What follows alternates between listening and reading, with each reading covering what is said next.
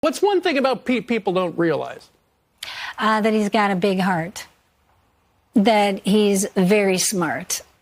Yeah. He is the most faithful patriot of this country. He loves his country, He's fought and almost died for his country. He's a good dad. He's an amazing son and father. And that's the Pete I want people to know. Now, you know your nomination is in trouble when you have to ask your mother to go on Fox News to be a character witness now that everyone knows about your shady past. To President Trump. And I want to say thank you for your belief in my son. We all believe in him. We really believe that he is not that man he was 7 years ago. I'm not that mother. And I hope people will hear that story today and the truth of that story. So the other thing I want to say is I am here to tell the truth. To tell the truth to the American people and tell the truth to the senators on the Hill, right, especially our female senators. I really hope that you will not listen to the media and that you will listen to Pete. Maybe this tactic will work better than a mom going to her kid's basketball coach to tell him that he shouldn't be riding the bench because he's got a lot of heart.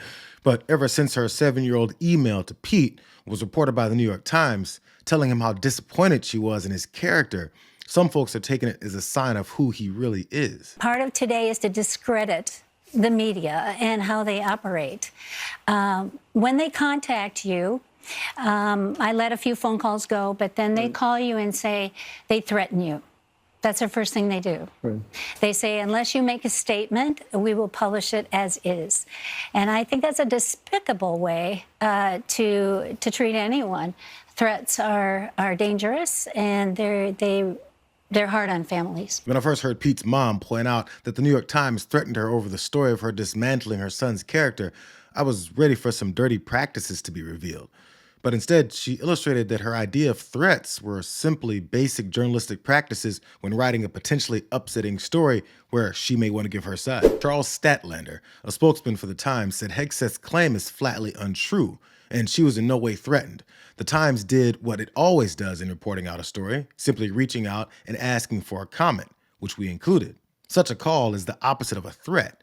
It's an attempt to be fair, said Tom Rosenstiel, a University of Maryland professor and co-author of Elements of Journalism, What News People Should Know and What the Public Should Expect. She's basically saying that brake lights are a threat because they alert you that the car ahead of you is about to stop. The fact that she showed up on Fox News to give her side of the story shows that she was willing to give statements on an old email that she says doesn't apply to Pete anymore. But as she pointed out near the beginning, her purpose actually is to discredit the media. Part of today is to discredit the media and how they operate. Pete's a fighter, served bravely, and loves his country.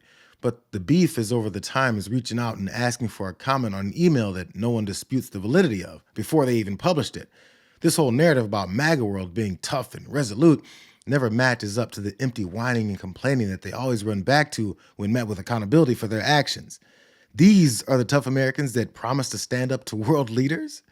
No wonder Trump bowed to Vladimir Putin in Helsinki. I think people need to listen to him, get to know him, not the Pete from 7 years ago, but the Pete of today. Right.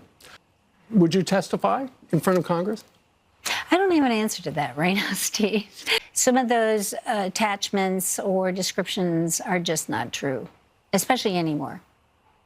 It sounds like you're a little disillusioned. Have you lost trust in how things happen? No, listen, I came to take on New York City, to take on the New York Times, to be a mother, a strong mother, a fighter. What's your message to the New York Times?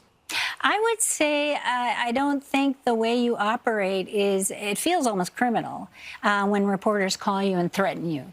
I don't think a lot of people know that's the way they operate. Yeah, nothing authoritarian at all about calling a publication criminal over asking for a statement about a story that includes your words about the nominee to be defense secretary.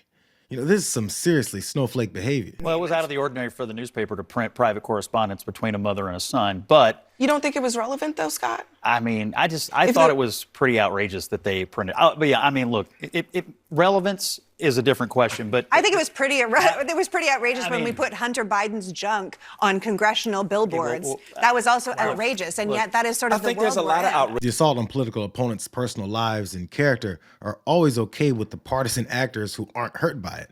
And the amnesia involved when it's time to clutch some pearls is on full display here. What no one will point out about exposing Hunter Biden's addiction and lawbreaking versus exposing Pete Hegseth's is that Biden wasn't nominated to be in charge of the country's multi-billion-dollar military with declarations like, "Your job is to make sure that it's lethality, lethality, lethality.